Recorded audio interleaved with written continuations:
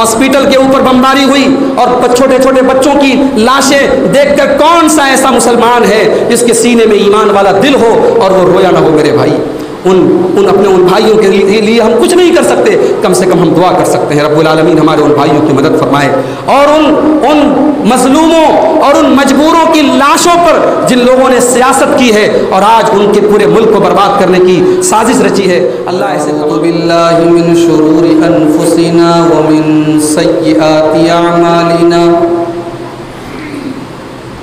من يهده الله فلا مضل له ومن يضلل فلا هادي له واشهد ان لا اله الا الله وحده لا شريك له واشهد ان محمدا عبده ورسوله يا ايها الذين امنوا اتقوا الله حق تقاته ولا تموتن الا وانتم مسلمون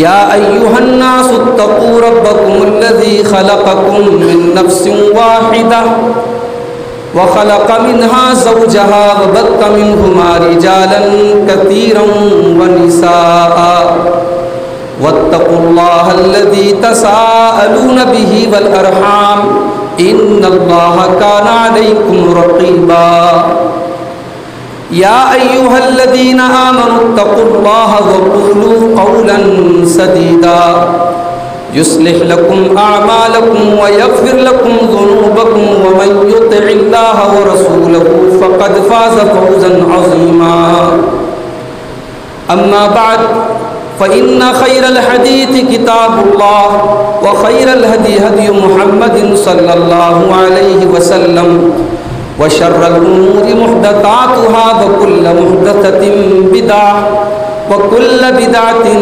ضلالة وكل ضلالة في النار أعوذ بالله من الشيطان الرجيم بسم الله الرحمن الرحيم قال فاخرج منها فإنك رجيم وإن عليك لعنتي إلى يوم الدين۔ محترم حاضرین جمعہ،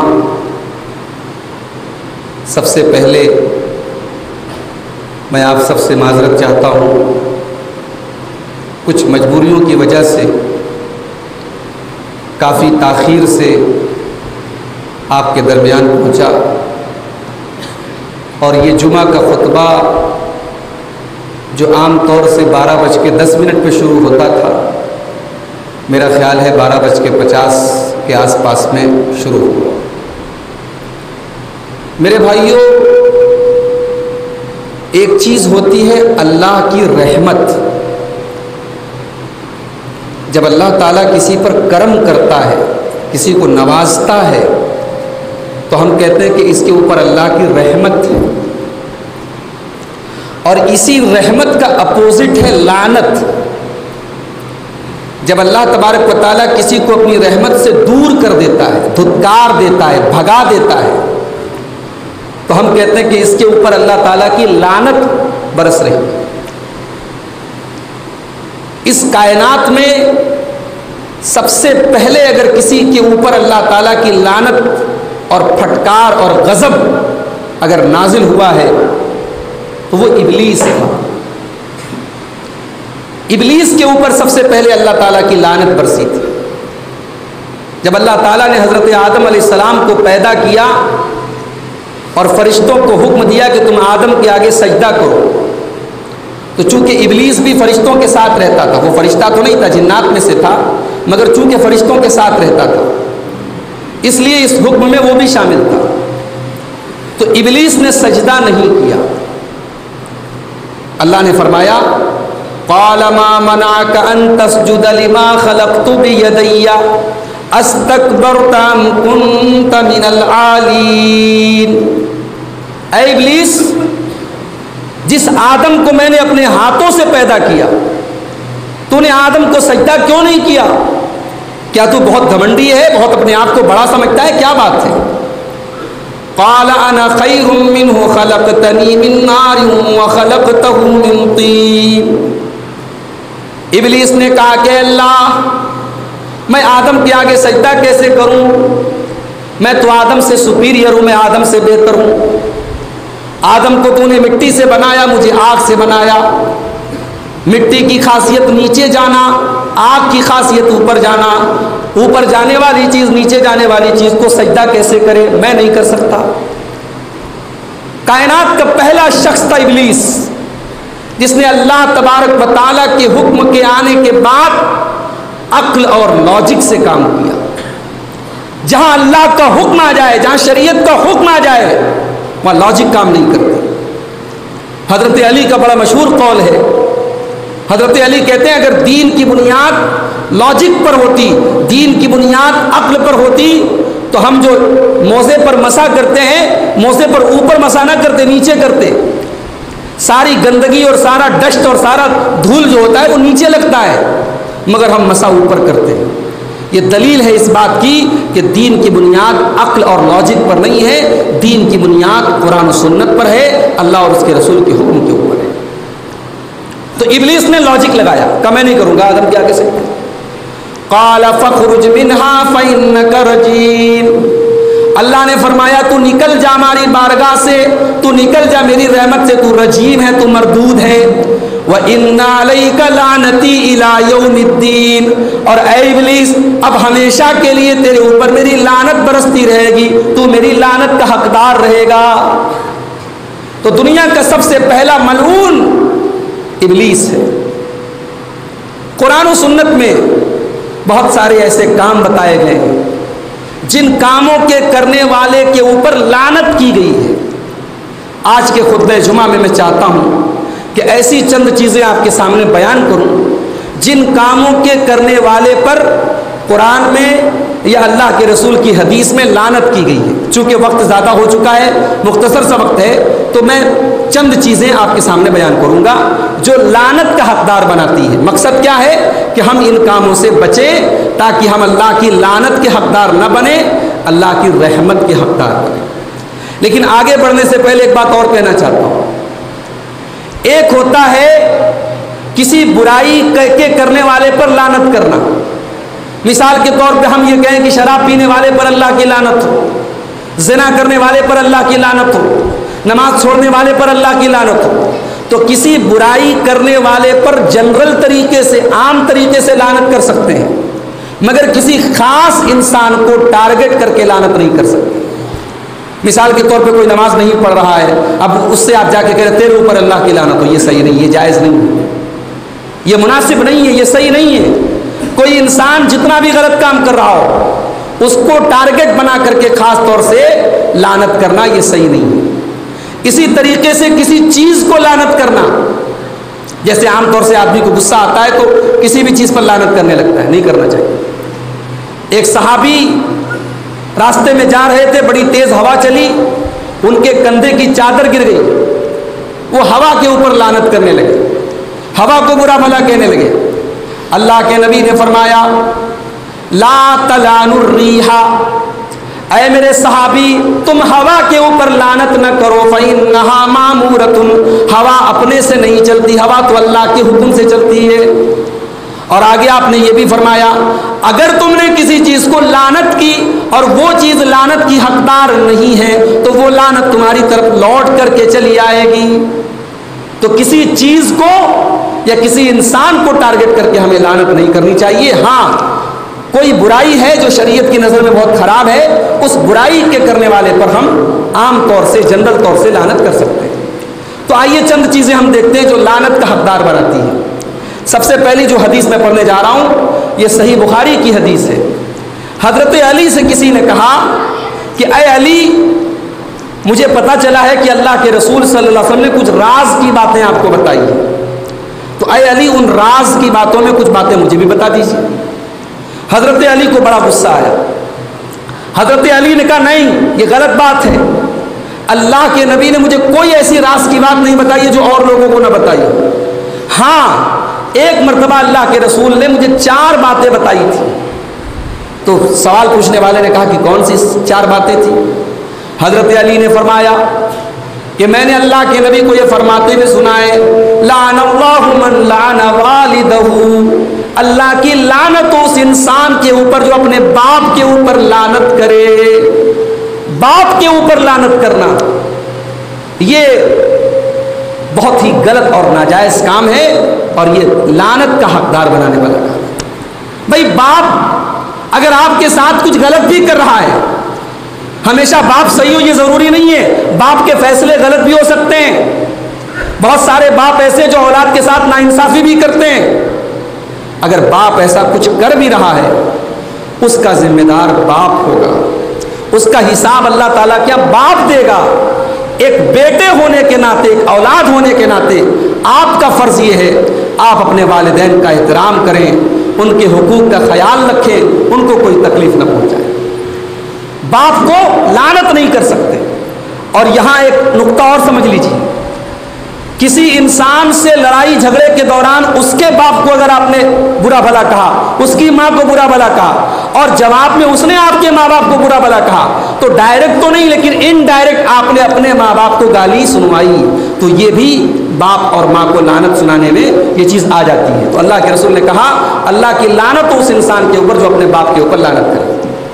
دوسری چیز وَلَعَنَ اللَّهُ مَنْ ذَبَحَ لِغَيْرِ اللَّهِ، اور اللہ کی لعنت اس انسان کے اوپر جو اللہ کے علاوہ کسی اور کے نام سے جانور ذبح کرے۔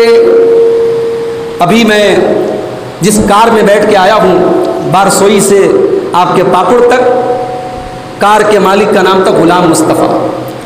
راستے پر وہ بیچارہ قوالی سناتا رہا خواجہ صاحب کی تعریف میں، اور وہ مجھ سے کہنے لگا کہ میں ہر 6 مہینے میں 2 بار جاتا ہوں خواجہ صاحب کے دربار میں۔ میں نے کہا حج کتنی بار کیا؟ بولا آج تک حج نہیں کیا، عمرہ نہیں کیا۔ ایسے لوگ میرے بھائیوں ہمارے ملک میں لاکھوں نہیں کروڑوں کی تعداد میں اللہ کے حقوق میں دوسروں کو شریک کرتے ہیں۔ کبھی وہ شیخ عبد القادر جیلانی کے نام پر، کبھی خواجہ معین الدین چشتی اجمیری کے نام پر، کبھی کسی کے نام پر، کبھی کسی کے نام پر مرغا کاٹتے ہیں، بکرا کاٹتے ہیں۔ یہ شرک ہے، یہ حرام ہے، یہ ناجائز ہے میرے بھائی۔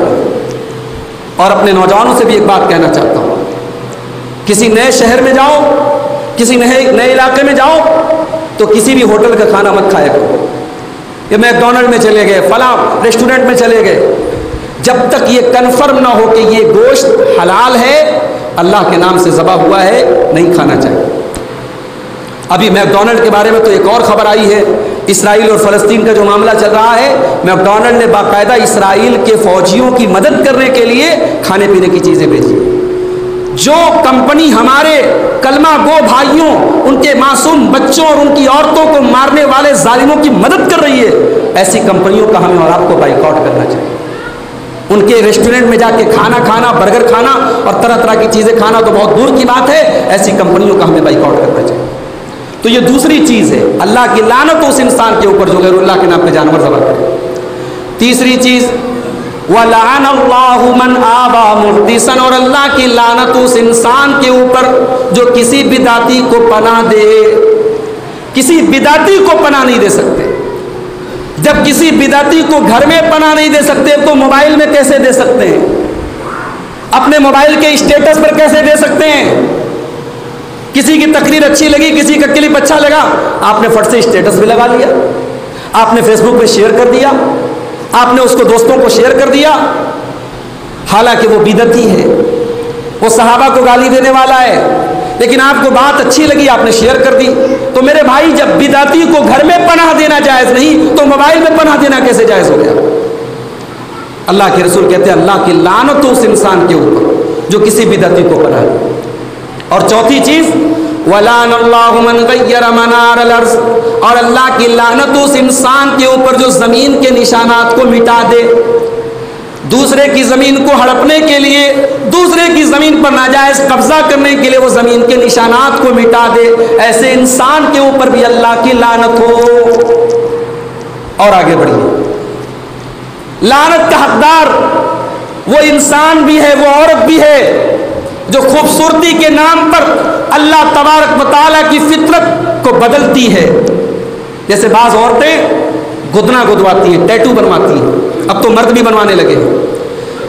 ایسی عورتیں جو ٹیٹو بنواتی ہیں، ایسی عورتیں جو آئی برو سیٹ کرتی ہیں، حضرت عبداللہ بن مسعود کی حدیث ہے صحیح بخاری کے اندر، کہا کہ اللہ کی لعنت ہو ایسی عورتوں پر، الواشمات جو گدنا گدواتی ہیں، والمستوشمات گدنا گودتی ہیں، گدنا گدواتی ہیں، ٹیٹو بناتی ہیں، ٹیٹو بنواتی ہیں، والمتنمسات اور اپنے آئی برو کو سیٹ کراتی ہیں، والمتفلجات اور اپنے بالوں اپنے دانتوں کے بیچ میں گیپنگ کرواتی ہیں، المغیرات خلق اللہ ایسی عورتیں اللہ تعالیٰ کی تخلیق کو بدل دیتی ہیں۔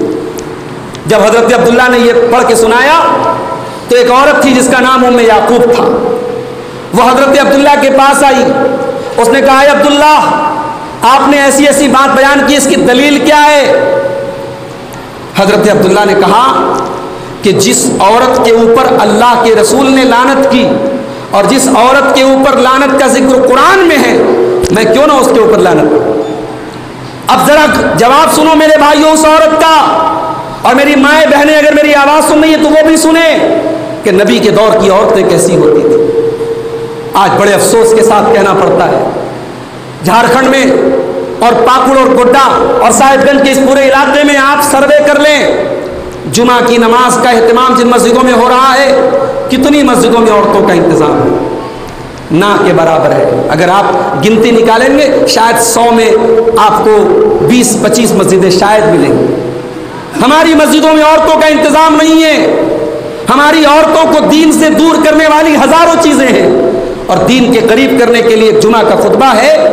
مولوی صاحب ہفتے میں ایک دن جمعہ کا خطبہ دیتے ہیں، ہم اپنے گھر کی عورتوں کو اس سے بھی ہم نے محروم کر کے رکھا ہے۔ بڑے افسوس کے ساتھ کہنا پڑتا ہے، کتنی اہل حدیث بستیاں ہیں۔ ابھی میں کٹیہار سے آ رہا ہوں، وہاں بھی یہی مسئلہ ہے، اہل حدیثوں کا علاقہ ہے، پوری بستی اہل حدیث کی ہے۔ میں نے پوچھا عیدین کی نماز میں عورتوں کا انتظام ہے؟ سر جھکیا، نہیں مولوی صاحب انتظام نہیں۔ کیوں نہیں ہے بھائی؟ کیا ہم صرف سینے پر ہاتھ باندھنے کے لیے اہل حدیث ہیں؟ صرف آمین زور سے بولنے کے لیے اہل حدیث ہیں؟ اہل حدیث وہ ہے جو قرآن و حدیث پر عمل کرنے والا ہو، اور میرے نبی نے عیدین کی نماز میں عورتوں کو بڑی سختی کی ہے لے کے جانے کے لیے۔ آج ہماری عورتیں میرے بھائیوں دین سے دور ہیں، ہماری عورتیں دین کے معاملے میں زیرو ہیں۔ سال میں ایک بار جلسہ کرا لینے سے اور رات میں 2-4 گھنٹے تقریر سن لینے سے عورتیں دین نہیں سیکھ لیں گی۔ یہ سال میں جو ہر ہفتے جمعہ کا خطبہ ہوتا ہے، سال میں 52 جمعہ کا خطبہ ہوتا ہے، آپ کے گھر کی عورتیں جب یہ جمعہ کا خطبہ سنیں گی ان کے دین کی معلومات میں اضافہ ہوگا، ان کا علم بڑھے گا۔ اس عورت نے کہا کہ عبداللہ قرأت ما بین الدفتین، میں نے پورا قرآن پڑھا ہے، لیکن پورے قرآن میں مجھے کہیں ایسی عورت کا ذکر نہیں ملا جس عورت کا نام لے کے آپ لعنت کر رہے ہیں کہ گدنا گدوانے والی اور دانتوں میں گیپنگ کروانے والی اور آئی برو کو سیٹ کرنے والی، ایسی عورت کا ذکر تو قرآن میں کہیں نہیں ہے۔ حضرت عبداللہ نے فرمایا لو قراتی ہی لوجدتی ہی، اگر تو نے پڑھا ہوتا تو تجھے مل گیا ہوتا۔ کیا تو نے اللہ کا یہ فرمان نہیں پڑھا وَمَا آتَاكُمُ الرَّسُولُ فَخُذُوهُ وَمَا نَهَاكُمْ عَنْهُ فَانْتَهُوا، میرا نبی تم کو جو دے دے لے لو، میرا نبی جس سے منع کر دے رک جاؤ۔ جب اللہ تعالیٰ نے یہ کہہ دیا تو اے خاتون، اللہ کے نبی نے ایسی عورتوں کا نام لے کر کے لعنت کی ہے، بس اتنا کافی ہے۔ اس عورت نے کہا کہ ایک اعتراض ہے میرا، میں نے سنا ہے کہ آپ کے گھر کی کچھ عورتیں بھی یہ سب کام کرتی ہیں، وہ بھی گدنا گدواتی ہیں، وہ بھی آئی برو سیٹ کرواتی ہیں۔ کہ جاؤ میرے گھر میں جا کر کے چیک کرو، اگر میری کوئی بیوی ایسا کام کرتے ہوئے پائی گئی میں اپنے نکاح میں باقی نہیں رکھوں۔ وہ اندر گئی اور واپس آ کے کہتی ہے میں معافی چاہتی ہوں، آپ کے گھر میں ایسا کوئی کام نہیں ہوا۔ تو ایسی عورتیں جو فیشن کے نام پر اپنی تخلیق میں تبدیلی کرتی ہیں، ایسی عورتوں پر بھی اللہ کے رسول نے لعنت کی ہے۔ اور آگے بڑھیے، لعنت کا حقدار وہ انسان بھی ہے جو اللہ کے نبی کے صحابہ کو برا بھلا کہے۔ اللہ کے نبی فرماتے ہیں من سب اصحابی فعلیہ لعنت اللہ والملائکۃ والناس اجمعین، جو میرے صحابہ کو برا بھلا کہے، جو میرے ساتھیوں کو برا بھلا کہے، اس کے اوپر اللہ کی لعنت، اس کے اوپر فرشتوں کی لعنت، اس کے اوپر تمام لوگوں کی لعنت۔ صحابہ کو برا بھلا کہنا یہ بے ایمان کی نشانی ہے، ایمان والے کی نشانی نہیں ہو سکتی میرے بھائی۔ صحابہ کرام وہ لوگ ہیں قیامت تک ان کا کوئی الٹرنیٹ پیدا نہیں ہو سکتا، ان کے برابر کوئی نہیں ہو سکتا۔ کوئی جتنا بھی نیک ہو جائے، متقی ہو جائے، پرہیزگار ہو جائے، صحابہ کے برابر نہیں ہو سکتا۔ اسی طریقے سے میرے بھائیوں، لعنت کا حقدار بنانے والا ایک کام رشوت کا لینا اور دینا بھی ہے. رشوت کا لینا اور دینا بھی یہ لعنت کا حقدار بنانے والا کام ہے. اللہ کے پیارے نبی فرماتے, ترمذی کی روایت ہے, لعن اللہ الراشی والمرتشی, اللہ کی لعنت ہو رشوت لینے والے پر بھی اور رشوت دینے والے پر. اسی طریقے سے سود اور بیاج کھانے والا اور سود اور بیاج کھلانے والا, اس کے اوپر بھی اللہ کی لعنت. اللہ کے نبی نے فرمایا, لعن اللہ آکل الربا وموکلہ وکاتبہ وشاہدیہ. آپ نے فرمایا کہ سود کھانے والا, سود کھلانے والا, سود لکھنے والا, سود کی گواہی دینے والا, سب پر اللہ کی لعنت ہو. اور آپ نے آگے یہ بھی فرمایا سب برابر ہے. یہ بہت بڑی بات ہے, یہ بہت بڑی بات ہے. انسان یہ سمجھتا ہے ہم تو سود دے رہے ہیں, ہم تو بینک کو انٹرسٹ دے رہے ہیں لون لے کر کے, لینے والا گنہگار ہے, ہم گنہگار نہیں. نہیں صاحب, سود میں کسی طریقے کا سپورٹ کرنا یہ بھی حرام ہے. یہ کوئی معمولی گناہ نہیں ہے. نمازیں برباد ہو جائیں گی, حج برباد ہو جائے گا, عمرے برباد ہو جائیں گے. یہ سود کھانا اور کھلانا اتنا خطرناک گناہ ہے. اللہ کے پیارے حبیب فرماتے ہیں کہ سود کے 70 سے زیادہ درجے ہیں, اس میں ہلکا درجہ یہ ہے کہ انسان اپنی سگی ماں کے ساتھ زنا کرے. اور قرآن میں اللہ نے سود کھانے والوں سے کہا, اگر تم سود کھانے سے باز نہیں آتے, فَإِن لَمْ تَفْعَلُوا فَأْذَنُوا بِحَرْبٍ مِّنَ اللَّهِ وَرَسُولِهِ, اللہ اور اس کے رسول سے جنگ کرنے کے لیے تیار ہو. اسی طریقے سے میرے بھائیوں, اللہ کی لعنت کا حقدار بنانے والا ایک کام شراب پینا اور شراب پلانا اور شراب کے سلسلے میں کسی طریقے کا سپورٹ کرنا بھی ہے. اللہ کے نبی نے شراب کے سلسلے میں 10 لوگوں پر لعنت کی. آپ نے فرمایا شراب کا کے لیے جو پھل سے رس نکلتا ہے, اس رس نکالنے والے پر اللہ کی لعنت, اور جس کے لیے رس نکالا جا رہا ہے اس کے اوپر اللہ کی لعنت, اور شراب بیچنے والے پر اللہ کی لعنت ہو, شراب کا برتن اٹھانے والے پر اللہ کی لعنت ہو, جو برتن اٹھا کے لے کے جا رہا اس کے اوپر اللہ کی لعنت ہو, شراب پلانے والے پر اللہ کی لعنت ہو, شراب کی قیمت کھانے والے پر اللہ کی لعنت ہو, شراب خریدنے والے پر اللہ کی لعنت ہو, جس کے لیے شراب خریدی جائے اس کے اوپر. اللہ کے نبی نے 10 لوگوں پر, شراب سے متعلق 10 لوگوں پر اللہ کے نبی نے لعنت کی. اسی طریقے سے میرے بھائیوں, جو عورت اپنے شوہر کا حق ادا نہ کرے, جس کا شوہر اپنی خواہشات کو پورا کرنے کے لیے, اپنی جائز خواہشات کو پورا کرنے کے لیے اسے بلائے اور وہ عورت بہانے بازی کرے بغیر کسی مجبوری کے, ایسی عورت کے اوپر بھی اللہ کے نبی نے لعنت کی ہے. اللہ کے نبی فرماتے, بخاری کے الفاظ ہیں, جب شوہر اپنی بیوی کو بلائے اور بیوی انکار کر دے بغیر کسی مجبوری کے, یہ میں بریکٹ میں استعمال کر رہا ہوں, بغیر کسی مجبوری ہو الگ بات ہے, بیمار ہے الگ بات ہے, کوئی ذہنی تکلیف ہے الگ بات ہے. اگر نارمل حالات میں بیوی انکار کرے اور شوہر اس حال میں رات گزارے کہ شوہر اپنی بیوی سے ناراض ہے, لعنتھا الملائکۃ حتی تصبح, ایسی عورت کے اوپر رات بھر فرشتے لعنت کرتے رہتے ہیں. لیکن یہاں ایک بات نوٹ کر لیجیے کہ یہ مسئلہ ایک طرفہ نہیں ہے. جس طریقے سے بیوی کی ذمہ داری ہے کہ وہ شوہر کے حقوق کا خیال رکھے, شوہر کی ذمہ داری ہے کہ وہ بھی بیوی کے حقوق کا خیال رکھے. عورت کوئی مشین نہیں ہے, عورت کوئی ایسی چیز نہیں ہے کہ صاحب جذبات اس کے اندر نہیں ہے. مرد کو عورت کے اور عورت کو مرد کے جذبات کا خیال رکھنا چاہیے. ایک شادی شدہ زندگی تبھی کامیاب ہو سکتی ہے. اور آگے بڑھیے, آج کے زمانے میں انٹرنیٹ کا دور ہے, گندی ویڈیوز آج ہمارے نوجوانوں میں بڑی پاپولر ہو رہی ہیں. ان گندی ویڈیوز کو مد نظر رکھتے ہوئے ایک بڑا طبقہ ہمارے نوجوانوں کا اپنی بیویوں کے ساتھ غیر فطری طریقے سے, ناجائز طریقے سے, جس طریقے سے اللہ کے نبی نے منع کیا ہے اس طریقے سے وہ بیویوں کے پاس جاتے ہیں. اللہ کے نبی نے اس کے اوپر بھی لعنت فرمائی. آپ نے فرمایا ملعون من اتى امرأته في دبرها, جو اپنی بیوی کے ساتھ غیر فطری طریقے سے, ان نیچرل طریقے سے اپنی بیوی کے پاس جاتا ہے, اس کے اوپر اللہ کی لعنت. اسی طریقے سے میرے بھائیوں, قبر کے اوپر مسجد بنانا, قبر کے اوپر سجدہ کرنا, یہ بھی اللہ کی لعنت کا حقدار بنانے والا کام ہے. اللہ کے پیارے حبیب نے اپنے آخری ٹائم میں اپنی وفات کے پہلے فرمایا تھا, لعن اللہ الیہود والنصارى, اللہ کی لعنت ہو یہود و نصارہ کے اوپر. انہوں نے اپنے نبیوں کی قبروں کو سجدہ گاہ بنا لیا, اپنے نبیوں کی قبروں کو مسجد بنا لیا, اور آپ نے دعا کی تھی, اللہم لا تجعل قبری وثنا یعبد, اے اللہ میری قبر پر تو میری قبر کو بت پرستی کی جگہ مت بنانا, میری قبر کو ایسا نہ بنانا کہ وہاں میری عبادت کی جائے. اسی طریقے سے حضرت لوط کی قوم جو کام کرتی تھی, مرد کا مرد کے ساتھ تعلق قائم کرنا, اغلام بازی اور مرد کا مرد کے ساتھ حرام کام کرنا، یہ بدکاری اور یہ گندگی جو اس کائنات میں سب سے پہلے حضرت لوط کی قوم میں شروع ہوئی تھی، یہ عمل کرنے والے پر بھی اللہ کی لعنت ہو۔ اللہ کے نبی نے فرمایا لعن اللہ من عمل قوم لوط، لعن اللہ من عمل قوم لوط، لعن اللہ من عمل قوم لوط، قوم لوط کا عمل کرنے والا۔ آج ہمارے بہت سارے نوجوانوں میں یہ گندگی بھی عام ہو رہی ہے، یہ گندگیاں بھی عام ہو رہی ہیں۔ سماج کو پاک کرو میرے بھائی، اپنے گھروں کو پاک کرو۔ اگر اسلامی حکومت ہے اور کوئی مرد کسی مرد کے ساتھ، کوئی لڑکا کسی لڑکے کے ساتھ اگر یہ کام کرے، اسلامی حکومت میں اس کی سزا سزائے موت ہے، اس کی سزا سزائے موت ہے۔ فاعل کو اور مفعول کو دونوں کو قتل کرنے کا حکم ہے۔ یہ بڑا خطرناک کام ہے، اللہ کے نبی نے لعنت کی ہے۔ اسی طریقے سے میرے بھائیوں، اللہ کے رسول صلی اللہ علیہ وسلم نے اپنے والد کے بجائے کسی اور کو اپنا والد بنانے والا، اپنی ولدیت کی جگہ کسی اور کو اپنا باپ بنانے والا، اس کے اوپر بھی آپ نے لعنت کی ہے۔ آپ نے فرمایا من ادعا الی غیر ابیہ، جو اپنے باپ کے بجائے کسی اور کو اپنا باپ قرار دے۔ ایسے آج کے دور میں ہوتا ہے، کسی نے بچے کو پال لیا، بچے کی پرورش کر لیا، اب اس کے سگے باپ کے بجائے جو پالتا ہے اس کا نام لکھا جاتا ہے۔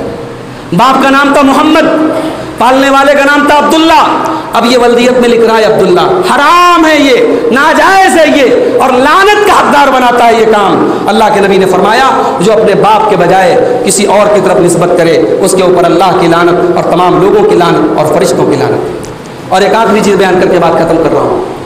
اللہ کے نبی نے ایسی عورتوں پر بھی لعنت کی ہے جو بہت زیادہ قبرستان جاتی ہیں۔ کبھی کبھار عبرت کے طور پہ موت کو یاد کرنے کے لیے کوئی عورت قبرستان چلی جائے، اپنی ماں کی قبر پہ چلی جائے، اپنے باپ کے قبر پہ چلی جائے، کوئی مسئلہ نہیں۔ مگر ابھی غلام مصطفیٰ بھائی کی بات آپ نے سنی، صاحب ہر 6 مہینے میں اجمیر کا چکر لگا رہے ہیں، پکی قبریں بنی ہیں، مزارات بنے ہیں، فیملی کو لے کے، بیویوں کو لے کے، بچیوں کو لے کے لوگ جا رہے ہیں، اور ظاہر ہے وہاں موت یاد نہیں آتی ہے۔ ان درگاہوں پر، ان قبروں پر موت یاد نہیں آتی ہے۔ ان درگاہوں پر عیاشی، اوباشی، حرام خوری، شرک ہوتا ہے۔ یہ شرک کے اڈے بن چکے ہیں میرے بھائیوں۔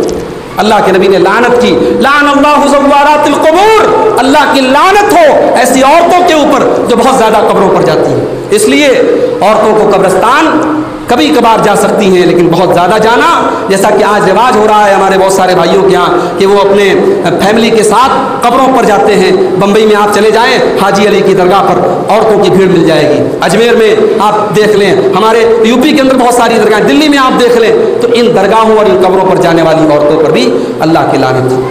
جمعہ کا خطبہ ہے، آپ حضرات کافی دیر سے بیٹھے ہیں، بہت زیادہ آپ کا وقت لینا مناسب نہیں ہے۔ میں نے یہ چند چیزیں آپ کے سامنے بیان کی ہیں اس امید کے ساتھ کہ جن کاموں پر اللہ تبارک و تعالیٰ کی اور اس کے رسول کی لعنت بیان کی گئی ہے، انشاءاللہ ہم ان کاموں سے بچیں گے۔ اللہ تعالیٰ ہم سب کو اس کی توفیق عطا فرمائے۔ رب العالمین اپنی لعنت کا نہیں، اپنی رحمت کا حقدار ہم سب کو بنا دے۔ رب العالمین اس وقت فلسطین میں ہمارے بھائیوں پر جو ظلم ستم ہو رہا ہے، اللہ رب العالمین دست غیب سے ان کی مدد فرمائے، ان مظلوموں کی داد رسی فرمائے، ان مظلوموں کے آنسوؤں کی رب العالمین ان کو ضائع نہ ہونے دے۔ معصوم بچوں کی کٹی پھٹی لاشیں، ہاسپٹل کے اوپر بمباری ہوئی اور چھوٹے چھوٹے بچوں کی لاشیں دیکھ کر کون سا ایسا مسلمان ہے جس کے سینے میں ایمان والا دل ہو اور وہ رویا نہ ہو میرے بھائی۔ اپنے ان بھائیوں کے لیے ہم کچھ نہیں کر سکتے، کم سے کم ہم دعا کر سکتے ہیں رب العالمین ہمارے ان بھائیوں کی مدد فرمائے، اور ان مظلوموں اور ان مجبوروں کی لاشوں پر جن لوگوں نے سیاست کی ہے اور آج ان کے پورے ملک کو برباد کرنے کی سازش رچی ہے، اللہ ایسے تمام لوگوں کو برباد کر دے۔ رب العالمین ظالموں کو ان کے انجام تک پہنچائے۔ رب العالمین ہم میں سے جو بیمار ہیں ان کو شفا عطا فرمائے، جو روزی روٹی سے پریشان ہیں اللہ ان کے کاروبار میں برکت نصیب فرمائے۔ رب العالمین ہم سب کو توحید و سنت کے راستے پر چلنے کی توفیق عطا فرمائے، جب تک دنیا میں زندہ رکھے، اسلام پر زندہ رکھے، اور ہم سب کا خاتمہ ایمان پر ہو۔ آمین۔ وآخر دعوانا الحمدللہ رب العالمین۔